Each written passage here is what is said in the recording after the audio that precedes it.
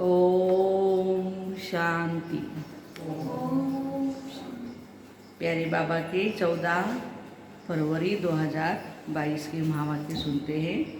मीठे बच्चे, शरीर निर्वाह अर्थ कर्म भल करो, लेकिन कम से कम 8 घंटा बाप को याद करो। 1-2 घंटा नहीं, 8 घंटा। सारे विश्व को शांति का दान दो। आप समान बनाने की सेवा करो। प्रश्न, सूर्यवंशी घराने में उच्च पद पाने का पुरुषार्थ क्या है? उत्तर है, सूर्यवंशी घराने में उच्च पद पाना है तो बाबा को याद करो और दूसरों को याद कराओ।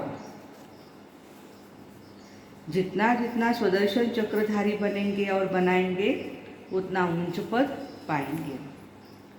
फिर पुरुषार्थ कर पासवीं ऑनर बनो। ऐसा कोई कर्म न हो जो सजा खानी पड़े। सजा खाने वालों का पद भी भ्रष्ट हो जाता है। गीत, इस पाप की दुनिया से कहीं और ले चलो। ओम शांति। यह है बच्चों की प्रार्थना। किन बच्चों की? जिन्होंने अब तक नहीं जाना है। तुम बच्चे जान गए हो, इस पाप की दुनिया से बाबा हमको पुण्य की दुनिया में ले जा रहे हैं। वहाँ सदैव आराम ही आराम है। और यहाँ क्या कहते हैं? आराम हराम है। हाँ, सतयुग में तो सब आराम ही आराम है, दुख का नाम नहीं। अब अपने दिल से प्रश्न पूछा जाता है, हम उस सुखधाम से फिर इस दुखधाम में कैसे आ गए? ये तो जानते हैं सभी, भारत प्राचीन देश है, भारत ही सुखधाम था। एक ही भगवान भगवती का राज्य था। गॉड कृष्णा, गॉडेज राधा कहते हैं। गॉड नारायण, गॉडेज लक्ष्मी राज्य करते थे, सभी जानते हैं। अब फिर भारतवासी ही अपने को पतित भ्रष्टाचारी क्यों कहते हैं? जानते भी है, भारत सोने की चिड़िया था। पारसनाथिनी का राज्य था, लक्ष्मी नारायण का राज्य था। फिर पारसनाथिनी का। फिर इस भ्रष्टाचारी अवस्था को कैसे पाया? बाबा बैठ समझाते, मेरा भी यहाँ ही जन्म है, परंतु मेरा जन्म दिव्य है। तुम जानते हो हम शिववंशी है और प्रजापिता ब्रह्मा कुमार कुमारियाँ है। इसलिए बाबा ने समझाया, पहले पहले यह पूछो, गॉड फादर को जानते हो? कहेंगे फादर है ना, फिर संबंध क्या पूछते हो? पिता तो हो ही गया। शिववंशी तो सभी आत्माएं हैं, तो सब ब्रदर्स हैं। फिर साकार प्रजापिता ब्रह्मा से क्या संबंध है? वो भी हमारा पिता ही है, जिनको आदिदेव भी कहते हैं।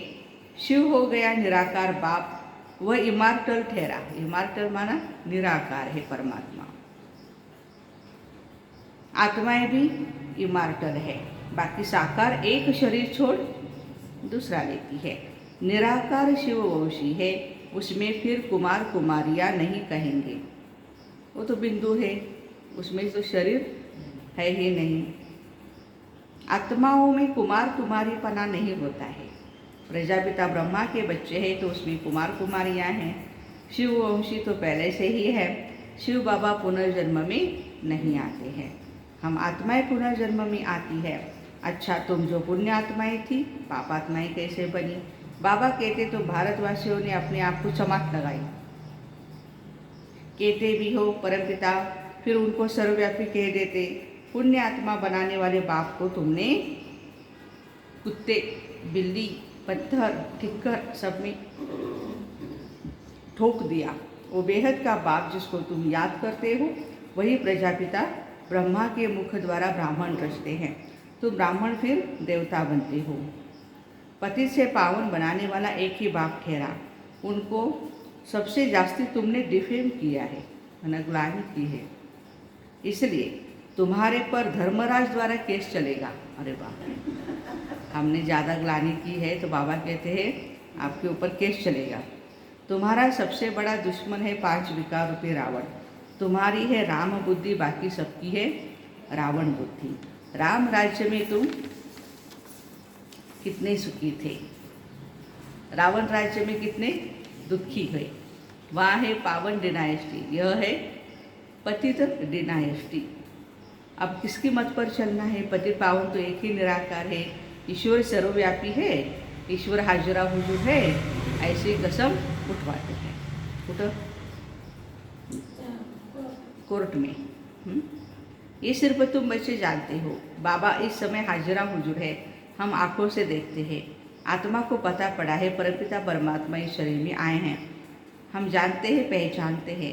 शिव बाबा फिर से ब्रह्मा में प्रवेश हो हमको वेदों शास्त्रों का सार और सृष्टि के आदि मध्य अंत का राज, वेदों शास्त्रों का सार और सृष्टि के आदि मध्य अंत का राज बतलाए त्रिकालदर्शी बनाते हैं। स्वदर्शन चक्रधारी को ही त्रिकालदर्शी कहा जाता है। विष्णु को यह चक्र देते हैं, तो ब्राह्मण ही फिर सो देवता बनते हो। देवताओं की आत्मा और शरीर दोनों पवित्र है। तुम्हारा शरीर तो विकार से बना हुआ है, बल तुम्हारी आत्मा अंत में पवित्र हो जाती है। पवित्रता का अभ्यास करते करते अंत में पवित्र हो जाती है। परंतु शरीर तो पतित है ना, इसलिए तुमको स्वदर्शन चक्र नहीं दे सकते। तुम संपूर्ण बनते हो, फिर विष्णु की माला विजयी माला में आते हो। रुद्र माला और विष्णु की माला, रुद्र माला है निराकारी, और वह जब साकार में राज्य करते हैं तो माला बन जाती हैं। तो इन सब बातों को तो बच्चे जानते हो, गाते भी है पतित पावन आओ। तो जरूर एक हुआ ना, सर्व पतितों को पावन बनाने वाला एक ही बाप है। तो पतित पावन मोस्ट बिलवेड इन कॉर्पोरियल गॉड फादर ठहरा, वह है बड़ा बाबुल। बाबुल छोटे बाबा को तो सब बाबा बाबा कहते हैं, जब दुख होता है तभी बड़े बाबा को याद करते हैं, परमपिता परमात्मा को। ये बड़ी समझने की बातें हैं। पहले पहले यह बात समझानी है, परमपिता परमात्मा से आपका क्या संबंध है। शिव जयंती तो मनाते हैं, निराकार परमपिता परमात्मा की महिमा बड़ी भारी है। जितना बड़ा इम्तिहान उतना बड़ा टाइटल मिलता है। बाबा का टाइटल तो बहुत बड़ा है, देवताओं की महिमा तो कॉमन है, सर्वगुण संपन्न, 16 कला संपूर्ण। बड़ी हिंसा है, काम कटारी चला एक दो को आदि मध्यांत दुख देते हैं। ये है बड़ी भारी हिंसा, अभी तुमको डबल अहिंसक बनना है। भगवान वाच, हे बच्चे तुम आत्माएं हो, हम परमात्मा है। तुम 63 जन्म विषय सागर में रहे हो, अब हम तुमको क्षीर सागर में ले चलते हैं। बाकी पिछाड़ी के थोड़ा समय तुम पवित्रता की प्रतिज्ञा करो। ये तो अच्छी मत है ना। कहते भी है हमको आकर पावन बनाओ। पावन आत्माएं ही मुक्ति में रहती है। परम धाम में कौन रहती है? पावन आत्माएं। सतयुग में है जीवन मुक्ति। बाबा कहते अगर सूर्यवंशी बनना है तो पूरा पूरा पुरुषार्थ करो, मुझे याद करो, औरों को भी याद कराओ। आज दोनों बातें करनी, खुद भी याद में रहना है और उनको भी याद दिलानी है। जितना जितना स्वदर्शन चक्रधारी बनेंगे और बनाएंगे उतना ऊंच पद पाएंगे। अभी देखो यह प्रेम बच्ची देहरादून में रहती है। इतने सब देहरादून निवासी स्वदर्शन चक्रधारी तो नहीं थे, ये कैसे बने? प्रेम बच्ची ने आप समान बनाया। आज देहरादून के प्रेम दीदी को बाबा याद कर रहे हैं।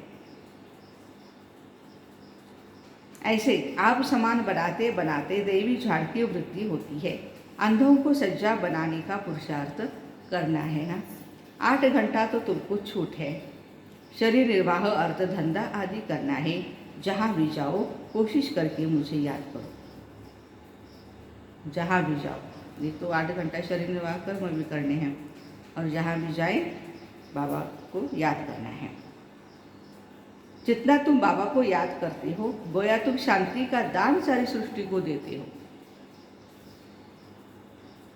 कुछ स्पेशल कुछ थिंकिंग करने की जरूरत नहीं है, क्योंकि प्यारे बाबा है ही शांति के सागर। तो उनको याद करने से क्या होगा? शांति का दान ऑटोमेटिकली विश्व को होगा। योग से ही शांति का दान देना कोई डिफिकल्ट नहीं। हाँ, कभी कभी योग में बिठाया जाता है, क्योंकि संगठन का बल इकट्ठा हो जाता है। बाबा ने समझाया, शिव बाबा को याद कर उनको कहो, बाबा यह हमारे कुल वाले हैं, इन्हों की बुद्धि का ताला खोलो।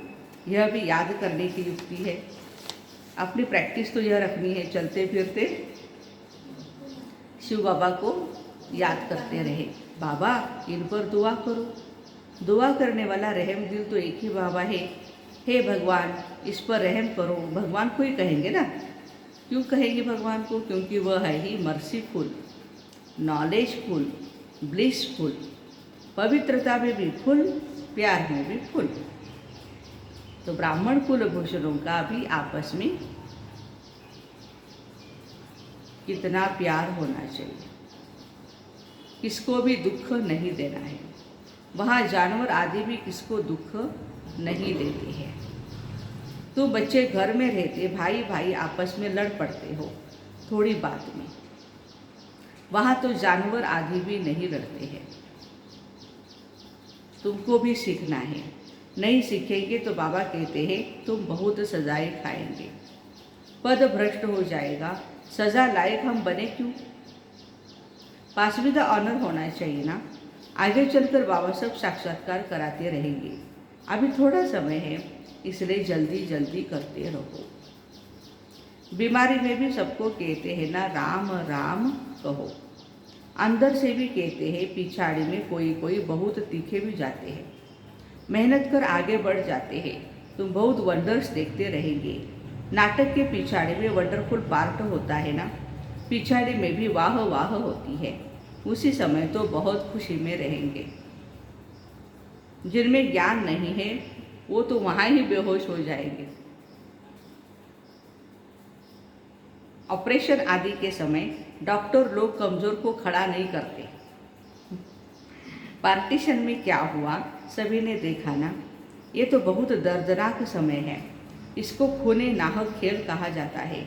इनको देखने के लिए भी बहुत हिम्मत चाहिए। तुम्हारी है 84 जन्मों की कहानी। हम 100 देवी देवता राज्य करते थे, फिर माया के वश हो वा मार्ग में गए। अब फिर से हम देवता बन रहे हैं।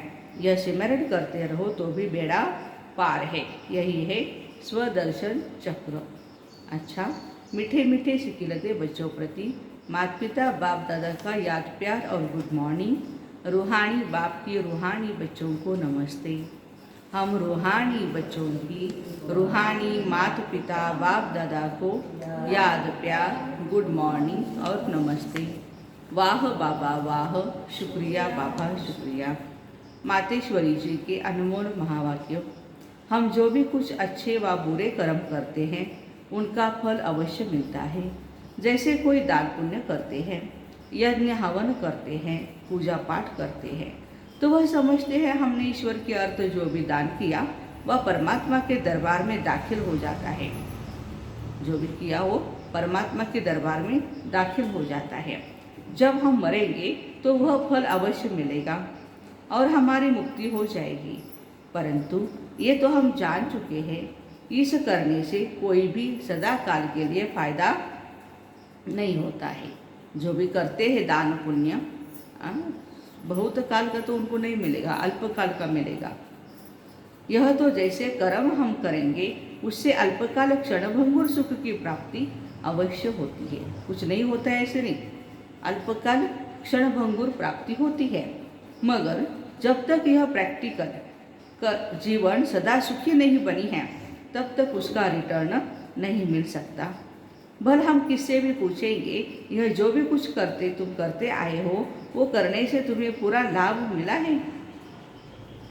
यज्ञ हवन दान पुण्य करने से पूरा लाभ मिला है? तो उनके पास इसका कोई भी जवाब नहीं होता। अब परमात्मा के पास दाखिल हुआ या नहीं हुआ वो हमें क्या मालूम।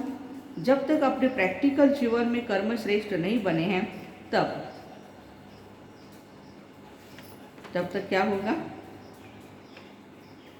कितनी मेहनत भी करेंगे तो मुक्ति जीवन मुक्ति प्राप्त नहीं होगी।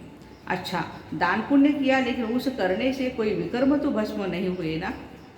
जो भी दुनिया में हम करते हैं दान पुण्य, उससे तो हमारे विकर्म विनाश नहीं होंगे और नहीं हुए। फिर मुक्ति जीवन मुक्ति कैसे प्राप्त होगी? भले इतने संत महात्माएं हैं, जब तक उन्हों को कर्मों की नॉलेज नहीं है तब तक वो कर्म अकर्म नहीं हो सकते, न वह मुक्ति जीवन मुक्ति को प्राप्त करेंगे। उन्हों को यह मालूम ही नहीं सत धर्म क्या है, सत कर्म क्या है। सिर्फ मुख से राम राम कहना, इससे कोई मुक्ति नहीं होगी। बाकी ऐसे समझ बैठना कि मरने के बाद हमारी मुक्ति होगी, उन्हों को यह पता ही नहीं है कि मरने के बाद क्या फ़ायदा मिलेगा, कुछ भी नहीं। बाकी तो मनुष्य अपने जीवन में चाहे बुरे कर्म करे चाहे अच्छे कर्म करे, वो ही इस जीवन में भोगना है। अब यह सारी नॉलेज हमें परमात्मा टीचर द्वारा मिल रही है, कैसे शुद्ध कर्म करके अपनी प्रैक्टिकल जीवन भी शुद्ध बनानी है। अच्छा, धारणा के लिए मुख्य सार है, बाप समान सर्वगुण संपन्न, सर्वगुणों में फूल बनना है, आपस में बहुत प्यार से रहना है, कभी भी किसी को दुख नहीं देना है, चलते फिरते शिव बाबा को याद करने का अभ्यास करना है, याद में रह सारे विश्व को शांति का दान देना है। वरदान, ज्ञान के राजों को समझ, सदा अचल रहने वाले निश्चय बुद्धि विघ्न विनाशक भव। ज्ञान के राजों को समझ, सदा अचल रहने वाले विघ्न विनाशक निश्चय बुद्धि भव। विघ्न विनाशक स्थिति में स्थित रहने से कितना भी बड़ा विघ्न खेल अनुभव होगा। खेल समझने के कारण विघ्नों से कभी भी घबराएंगे नहीं, लेकिन खुशी खुशी से विजयी बनेंगे और डबल लाइट रहेंगे। ड्रामा के ज्ञान की स्मृति से हर विघ्न नथिंग न्यू लगता है, नई बात नहीं लगेगी, बहुत पुरानी बात है। अनेक बार विजयी बने हैं ऐसे निश्चय बुद्धि ज्ञान के राज को समझने वाले बच्चों का ही यादगार है अचलगढ़। जो अचलगढ़ है ना हमारा मधुबन में, बहुत सुंदर मंदिर बना हुआ है। स्लोगन है, दृढ़ता की शक्ति साथ हो तो सफलता गले का हार बन जाएंगी। दृढ़ता की शक्ति साथ हो तो सफलता गले का हार बन जाएंगी। तो ऐसे ज्ञान के राज को समझ, सदा अचल निश्चय बुद्धि, विघ्न विनाशक बनने वाले सभी भाई बहनों को ओम शांति। Have a nice day.